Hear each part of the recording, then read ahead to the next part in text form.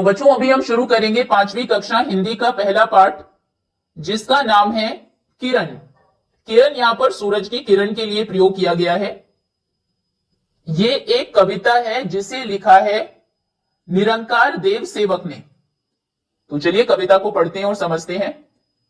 अरे किरण तू उठकर इतनी जल्दी आज चली आई, मैं तो बिस्तर में से अपने अब तक निकल नहीं पाई। तो यहां पर बच्ची बहुत हैरान होकर सूरज की किरण से कहती है कि तुम आज इतनी जल्दी सुबह सुबह कैसे आ गई, जबकि वो खुद अब तक बिस्तर से नहीं उठी है, वो अब तक बिस्तर पर ही है। उसके पहले ही सूरज निकल गया है, सूरज की किरण आ गई है। कल तो तेरे साथ शाम तक खेल बहुत से खेली मैं, पर जब तू चल दी सोने को तो रह गई अकेली मैं। अब लड़की कहती है कि कल तो पूरा दिन शाम तक तू मेरे साथ ही खेली है, क्योंकि सुबह से लेकर शाम तक सूरज निकला हुआ था, उसकी धूप थी, किरणें थी, तो बच्ची उनके साथ खेल रही थी। लेकिन दिन भर खेलने के बाद जब शाम को किरण चली गई तो लड़की अकेली रह गई। जब तू चल दी सोने को, मतलब जब सूरज डूब जाता है तो लड़की को लगता है कि शायद किरण अब चली गई है सोने के लिए, तो तेरे सोने के बाद कल शाम को मैं बिल्कुल अकेली रह गई थी। तू सुख से सोई होगी पर मुझको नींद नहीं आई, परी कथाएं पढ़ते पढ़ते बड़ी देर में सो पाई। फिर वो कहती है कि तुम तो शायद आराम से सुख से सो गई होगी, लेकिन मुझको नींद नहीं आई, क्योंकि सूरज बहुत जल्दी डूब जाता है, इतनी जल्दी वो लड़की सोती नहीं है, तो मुझे उतनी जल्दी नींद नहीं आई। और मैं क्या करती रही उसके बाद, परी की कथाएं पढ़ते पढ़ते बहुत देर बाद में रात में सोई। किरण तो शायद आराम से सो गई, लेकिन बच्ची रात को देर से सोई क्योंकि वो परी कथाएं पढ़ रही थी। कहने लगी किरण यह सुनकर, मैं ही कब सो पाती हूं, तुम्हें सुलाकर एक दूसरी दुनिया में मैं जाती हूं। अब ये आपको बहुत समझना जरूरी है।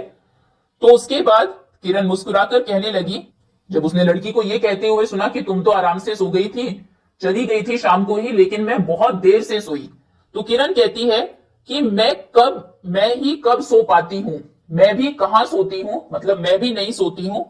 तुम्हें सुलाकर, जब तुम सब सो जाते हो मतलब रात हो जाती है, तो मैं दूसरी दुनिया में चली जाती हूं। इसके लिए एक्सप्लेनेशन आपको आपके चैप्टर में गिवन है कि किरण ने ऐसा क्यों कहा। सो ये देखिए, इसके लिए आपको थोड़ा सा ये जानना जरूरी है। हमारी जो धरती है वो बिल्कुल गेंद की तरह गोल है। ये धरती, ग्लोब आपने देखा होगा, वह अपनी धुरी पर घूमती हुई सूर्य की परिक्रमा करती रहती है। वो अपनी धुरी पर ऐसे गोल गोल घूमती रहती है। देखिए इस तरह से हमारी धरती लगातार घूमती रहती है, और वो किसके चारों तरफ घूमती है, वो सूरज की चारों तरफ घूमती है, सूरज की परिक्रमा करती है। सूर्य निरंतर प्रकाशित रहता है, सूरज में तो हमेशा ही प्रकाश, रोशनी रहती है। पृथ्वी का जो भाग सूर्य की ओर जाता है वहां दिन हो जाता है। घूमते घूमते इस तरह से पृथ्वी का जो भी पार्ट सूरज की तरफ होता है, इस तरफ जो है वहां पर दिन रहता है, और पीछे की तरफ, क्योंकि वहां पर रोशनी नहीं है, सूरज की रोशनी यहां तक नहीं पहुंच रही है पीछे तक, तो यहां पर रात होती है। यहां रात होगी और यहां पर दिन होगा।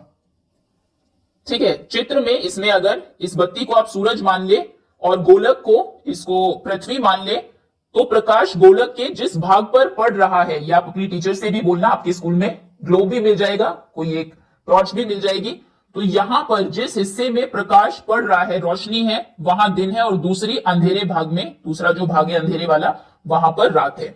इस तरह का एक एक्सपेरिमेंट आप खुद से भी कर सकते हैं। मान लीजिए ये हमारी धरती है जो कि गोल है, ये सूरज है, अभी लाइट जहां से आ रही है, अब लाइट एक ही तरफ इस पर आएगी यहां पर, तो ये जो पार्ट है यहां पर दिन होगा और यहां पर दूसरी तरफ रात होगी। फिर क्या होगा, धरती घूमती रहेगी, फिर ये पार्ट घूमते घूमते पीछे चला जाएगा और दूसरा जो पार्ट है वो आगे आ जाएगा। तो जब वो पीछे चला जाएगा वहां पर रात हो जाएगी, और दूसरा जो पार्ट वो आगे आ जाएगा घूमकर, वहां पर दिन हो जाएगा। तो इसीलिए किरण ने कहा है कि ऐसा नहीं है कि तुम्हें सुलाकर मैं भी जाकर सो जाती हूं, मैं फिर क्या करती हूं, मैं दूसरी दुनिया में जाती हूं। बच्चे जो बिस्तर में सोए होते उन्हें जगाती हूं, वहां शाम हो जाती है तो लौट यहां फिर आती हूं।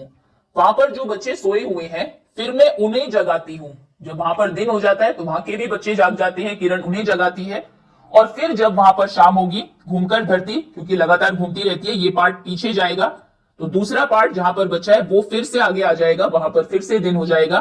तो जब वहां पर शाम हो जाएगी तो फिर मैं लौट कर आऊंगी तुम्हारे पास और फिर से वही नया दिन शुरू होगा। तुम जागोगी, हम सारा दिन खेलेंगे, शाम को फिर मैं दूसरी जगह चली जाऊंगी, तुम सोने चली जाओगी। मतलब किरण कभी भी सोती नहीं है। ठीक है, उम्मीद है ये टॉपिक आपको अच्छे से समझ में आ गया होगा। एक बार फिर से कविता पढ़ लेते हैं। अरे किरण तू उठकर इतनी जल्दी आज चली आई, मैं तो बिस्तर में से अपने अब तक निकल नहीं पाई। कर तो तेरे साथ शाम तक खेल बहुत से खेली मैं, पर जब तू चल दी सोने को तो रह गई अकेली मैं। तू सुख से सोई होगी पर मुझको नींद नहीं आई, परी कथाएं पढ़ते पढ़ते बड़ी देर में सो पाई। कहने लगी किरण यह सुनकर, मैं ही कब सो पाती हूँ, तुम्हें सुलाकर एक दूसरी दुनिया में मैं जाती हूँ। बच्चे जो बिस्तर में सोए होते उन्हें जगाती हूँ, वहां शाम हो जाती है तो लौट यहां फिर आती हूँ। चलिए इसी के साथ अभी प्रश्नोत्तर करते हैं। बातचीत के लिए है, आपको कैसे पता चलता है कि सुबह हो गई है? कौन कौन सी चीजें आप देखते हैं जिनसे सुबह होने का पता लगता है? सूरज की रोशनी से पता लगता है, फिर सुबह सुबह चिड़िया चहचहाने लगती है, उनकी आवाज से पता लगता है, घर में लोग कुछ ना कुछ काम कर रहे होते हैं, उनकी आवाज से, गतिविधियों से हमें सुबह होने का पता लगता है। तो उत्तर आप लिखेंगे। तो प्रश्न था, आपको कैसे पता चलता है कि सुबह हो गई है? उत्तर आप लिखेंगे, सूरज की रोशनी से, पक्षियों की चहचहाट से और घर के लोगों की गतिविधियों से पता चलता है कि सुबह हो गई है। दूसरा प्रश्न है, ऐसे कौन कौन से कार्य हैं जो सूर्य के प्रकाश के बिना संभव नहीं है? ये इंपॉर्टेंट है क्वेश्चन। कौन कौन से वो काम हैं कि अगर सूरज की रोशनी ना हो वो काम संभव ही नहीं है, हो ही नहीं सकते सूरज की रोशनी के बिना? तो उत्तर आप लिखेंगे, एक तो धूप में कपड़े सुखाना, सूरज नहीं होगा तो धूप नहीं होगी और आप कपड़े नहीं सुखा पाएंगे। उसके बाद पौधों का खाना बनाना, पौधों को खाना बनाने के लिए सूर्य के प्रकाश की जरूरत होती है, तो अगर सूरज का प्रकाश नहीं होगा पौधे खाना नहीं बना पाएंगे। उसके बाद है सौर ऊर्जा बनाना, सूरज की रोशनी से सोलर पैनल जो है वो बिजली बनाते हैं, बिना सूरज के बिजली नहीं होगी। फिर खेती करना, अगर पेड़ पौधे नहीं होंगे तो खेती हम नहीं कर पाएंगे। आदि कुछ कार्य है जो सूर्य की रोशनी के बिना संभव नहीं है। अगला प्रश्न है, सुबह और शाम में से आपको कौन सा समय अधिक अच्छा लगता है और क्यों? इसमें आपका अलग उत्तर भी हो सकता है, आपको शाम भी अच्छी लग सकती है, या फिर सुबह आप लिख सकते हैं, मुझे सुबह का समय अच्छा लगता है क्योंकि वातावरण शांति से भरा होता है, हवा ठंडी होती है और मन तरोताजा होता है। चलिए आगे आते हैं। उसके बाद सही उत्तर पर सूर्य का चित्र बनाइए। जो सही उत्तर है उसके सामने आपको सूर्य का चित्र बनाना है। किरण के अनुसार वह मुख्य रूप से कौन सा काम करती है? किरण क्या करती है? सोते बच्चों को जगाना, खेलते बच्चों को सुलाना, बच्चों के साथ खेलना, परी कथाएं पढ़ना और पढ़ाना। तो किरण का जो मुख्य काम है वो सोते बच्चों को जगाना है। यहां पर उसके सामने क विकल्प के सामने आप एक सूरज का चित्र बना देंगे। उसके बाद है, बालिका को बहुत देर तक नींद क्यों नहीं आई? क्योंकि वह देर रात तक खेल रही थी, क्योंकि वह पढ़ रही थी, क्योंकि उसे बहुत गर्मी लग रही थी, क्योंकि वह घूमने गई थी, क्योंकि वह पढ़ रही थी। और क्या पढ़ रही थी? परियों की कथाएं, परियों की कहानियां वो पढ़ रही थी। तो दूसरे विकल्प के सामने आप सूरज का चित्र बनाएंगे। उसके बाद है, जब किरण आई उस समय बालिका क्या कर रही थी? वह सो रही थी, वह खेल रही थी, वह गीत गा रही थी, वह पढ़ और लिख रही थी। तो किरण सुबह सुबह आ गई, तब तक लड़की अपने बिस्तर पर ही थी, मतलब कि वो सो रही थी। इसके सामने आप सूरज का चित्र बनाएंगे। ओके, आगे सोचिए और लिखिए। प्रश्न है पहला, किरण ने दूसरी दुनिया में जाने की बात क्यों कही होगी? ये हमने बहुत अच्छे से समझा है कविता में कि धरती क्योंकि गोल है, वो अपने अक्ष पर लगातार घूमती रहती है, तो इस कारण एक जगह पर दिन होता है जहां पर सूरज की किरणें पहुंचती है, और दूसरे भाग में जो उसका पीछे वाला भाग होता है वहां पर रात होती है। फिर घूमकर वो रोटेट करेगी, घूमने के बाद ये जो काले वाला पार्ट है जहां पर रात थी ये घूमकर आगे आ जाएगा, फिर यहां पर दिन हो जाएगा और ये पीछे चला जाएगा, तो वहां पर रात हो जाएगी। देखिए कुछ इस तरह से, अभी इस भाग में रात है, घूमकर घूमकर घूमकर ये पीछे आ गया, पहले दिन था, माफ करिएगा, घूमकर पीछे आया तो अभी रात हो गई, और जब फिर से यहां पर रात, ये घूमकर फिर से आगे जाएगा, फिर से वहां पर दिन हो जाएगा। तो इस प्रश्न का उत्तर आप लिखेंगे, प्रश्न था किरण ने दूसरी दुनिया में जाने की बात क्यों कही होगी। उत्तर आप लिखेंगे, धरती गोल है और वह अपने अक्ष पर घूमती रहती है, इसी कारण एक जगह दिन होता है तो दूसरी जगह रात होती है। जब हमारे देश में शाम होती है तब सूर्य की किरणें धरती के दूसरे भाग में पहुंचती है और वहां दिन हो जाता है। तब सूरज की जो किरण है दूसरी भाग में चली जाती है, एक भाग ये है, दूसरा भाग ये है, ठीक है। दूसरे भाग में चली जाएगी तो वहां पर दिन हो जाएगा, जहां हम है वहां रात हो जाएगी, इसीलिए किरण कहती है कि वह दूसरी दुनिया में जाती है। अगला प्रश्न है, वहां शाम हो जाती है तो लौट यहां फिर आती हूं। वहां जब शाम हो जाती है तो फिर से मैं यहां लौट आती हूं। इन पंक्तियों में वहां और यहां शब्द किसके लिए प्रयुक्त हुए हैं? वहां और यहां शब्द किसके लिए कहे गए हैं? तो यहां शब्द उस स्थान के लिए है जहां बच्ची रहती है, जैसे भारत, और वहां उस दूसरी जगह के लिए है जहां पृथ्वी के घूमने के कारण सूर्य की किरणें तब पहुंचती है जब हमारे यहां शाम हो जाती है, जैसे अमेरिका या ब्राजील, ठीक है। जब हमारे यहां शाम हो जाती है तो अमेरिका में दिन होता है उस समय पर। तो किरण कहती है कि जब वहां पर शाम होती है, वहां शाम हो जाती है, मतलब अमेरिका में जब शाम हो जाती है, वो उसने वहां के लिए प्रयोग किया है, तो लौट यहां फिर आती हूं, यहां मतलब फिर से मैं भारत में लौट आती हूं, ठीक है। अभी अगला प्रश्न है, प्रकृति हमें प्रकाश, फल, फूल, लकड़ी, वायु, पानी और बहुत कुछ देती है। हम प्रकृति के लिए क्या क्या कर सकते हैं, सोचिए और अपनी लेखन पुस्तिका में लिखिए। प्रकृति से तो हमें बहुत सी चीजें मिलती है, रोशनी मिलती है, फल फूल मिलते हैं, पेड़ों से लकड़ियां मिलती है, शुद्ध हवा मिलती है, पानी, और भी बहुत सारी चीजें मिलती हैं। अब आप प्रकृति के लिए क्या कर सकते हैं? उत्तर आप लिखेंगे, हम प्रकृति के लिए निम्न कार्य कर सकते हैं। पेड़ लगा सकते हैं, पेड़ लगाना, जल को बचाना, कचरा इधर उधर ना फेंकना, जानवरों को नुकसान न पहुंचाना और साफ सफाई रखना आदि। अगला प्रश्न है, कविता की किन पंक्तियों से पता चलता है कि किरण बालिका के साथ दिन भर रहती है? उन पंक्तियों को चुनकर लिखिए। तो कविता में वो कौन सी पंक्तियां हैं जिससे आपको पता लगता है कि सारा दिन जो किरण है वो उस लड़की के साथ ही रहती है? इन दो लाइन से, कल तो तेरे साथ शाम तक खेल बहुत से खेली में, शाम तक मतलब सारा दिन, और जब तक कि शाम नहीं हो गई, सूरज नहीं ढल गया, तब तक वो लड़की किरण के साथ खेलती रही, मतलब कि किरण सारा समय उसी के साथ थी। तो आप लिखेंगे उत्तर में इसके, कल तो तेरे साथ शाम तक खेल बहुत सी खेली में। इन पंक्तियों से पता चलता है कि किरण दिन भर बच्ची के साथ रहती है। अगला प्रश्न है, अभी समझ और अनुभव से है, कहने लगी किरण यह सुनकर, मैं ही कब सो पाती हूं, तुम्हें सुलाकर एक दूसरी दुनिया में मैं जाती हूं। किरण ने कहा, मैं सोती नहीं हूं, जब तुम सो जाती हो तो मैं दूसरी दुनिया में चली जाती हूं, फिर वहां जब शाम हो जाती है, वहां के लोग सो जाते हैं, मैं फिर से यहां आ जाती हूं। किरण कितना परिश्रम करती है, कितनी मेहनत करती है, यहां से वहां नियत समय पर प्रतिदिन रोजाना वो आती जाती है। आपको अपने आसपास कौन कौन से परिश्रम करते, कौन कौन लोग हैं जो परिश्रम करते दिखाई देते हैं, वो आपको लिखना है। तो उत्तर आप लिखेंगे, मेरे आसपास मेरे माता पिता, शिक्षक, किसान, सफाई कर्मी और डॉक्टर आदि परिश्रम करते हैं। बहुत से लोग हैं जो बहुत मेहनत करके काम करते हैं, उनके नाम आपको यहां पर लिखने हैं।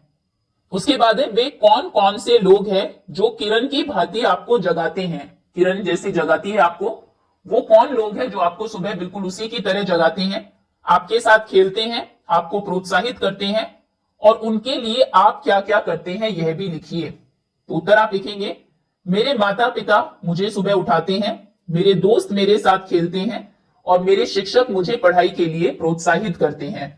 और आप क्या करते हैं उनके लिए? मैं उनका कहना मानता हूं या मानती हूं, उनका सम्मान करता हूं, और जब जरूरत हो तो उनकी मदद करता हूं या मदद करती हूं, ठीक है। अगला प्रश्न, आपके घर या प्रदेश में सूर्य अथवा चांद से जुड़े किसी एक त्योहार का पता लगाइए और उसके बारे में लिखिए। आपके प्रदेश में जो भी सूरज से जुड़ा हुआ या चांद से जुड़ा हुआ एक त्योहार मनाया जाता है, उसका नाम आपको यहां पर लिखना है। जैसे एक त्योहार हम लिख रहे हैं छठ पूजा, यह सूर्य देव को समर्पित पर्व है। सूर्य देव को समर्पित एक त्योहार है। इसमें लोग उगते और डूबते सूरज को अर्घ्य देते हैं। यह बिहार में खास तौर पर मनाया जाता है। उसके बाद अनुमान और कल्पना में पहला प्रश्न है, यदि किरण कभी न आए या न जाए तो क्या होगा? तो उत्तर आप लिखेंगे, यदि किरण न आए तो अंधेरा रहेगा, पौधे नहीं उगेंगे, ठंड बढ़ जाएगी, हम पढ़ाई और अन्य काम नहीं कर पाएंगे। इसका अर्थ है जीवन मुश्किल हो जाएगा। आगे है, यदि आपको किरण के साथ दूसरी दुनिया में जाने का अवसर मिले तो आप कहां जाना चाहेंगे और क्यों? ये आप अपनी तरफ से बता सकते हैं। कोई भी जगह जहां आप जाना चाहते हैं, तो अगर मुझे किरण के साथ जाने का मौका मिले तो मैं उस देश में जाना चाहूंगा या जाना चाहूंगी जहां बर्फ गिरती है, क्योंकि मैं बर्फ और ठंडा मौसम देखना चाहती हूँ। ठीक है, इसमें आपका उत्तर अलग भी हो सकता है। कोई दूसरी दुनिया, कोई दूसरी जगह जहां आप जाना चाहते हैं वो आप लिख सकते हैं। ठीक है, ये प्रश्न उत्तर थे। आगे है भाषा की बात। कल तो तेरे साथ शाम तक खेल बहुत से खेली में। शाम के लिए हम संध्या, सांझ, साय जैसे शब्दों का प्रयोग करते हैं। मिलते जुलते या समान अर्थ वाले ऐसे शब्दों को समानार्थी शब्द कहते हैं, जिनका समान अर्थ हो, मतलब जिनका एक हो। संध्या मतलब भी शाम होता है, साय मतलब भी शाम होता है। नीचे दिए गए शब्दों के समान अर्थ वाले शब्दों पर घेरा बनाइए। नभ, नभ का अर्थ होता है आकाश। नभ मतलब आसमान होता है, तो इसके चारों तरफ आप गोला बनाएंगे। अंबर का अर्थ भी नभ होता है।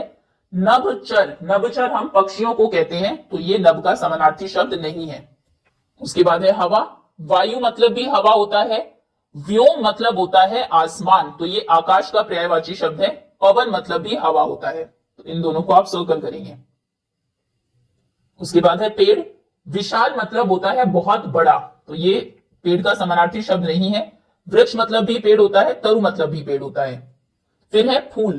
कुसुम मतलब फूल होता है। उसके बाद सरिता मतलब होता है नदी। सुमन मतलब भी फूल होता है। दुनिया, भूमि मतलब धरती, वो दुनिया का समानार्थी शब्द नहीं है। संसार मतलब दुनिया होता है, विश्व मतलब दुनिया होता है। ठीक है, समानार्थी शब्द आप याद करेंगे। नभ के समानार्थी है आकाश, अंबर। हवा के वायु, पवन। पेड़, वृक्ष, तरु। फूल, कुसुम, सुमन। दुनिया, संसार और विश्व। उसके बाद है दिए गए रिक्त स्थानों की पूर्ति रेखांकित शब्दों के विपरीत अर्थ वाले शब्दों से कीजिए। ये रेखांकित शब्द है, इनके विपरीत अर्थ वाले शब्द आपको यहां पर लिखने हैं। मैं आज यह परी कथा पढ़ूंगा, खाली जगह आप पढ़ लेना। तो आज का विलोम क्या होगा? कल। मैं आज यह परी कथा पढ़ूंगा, कल आप पढ़ लेना।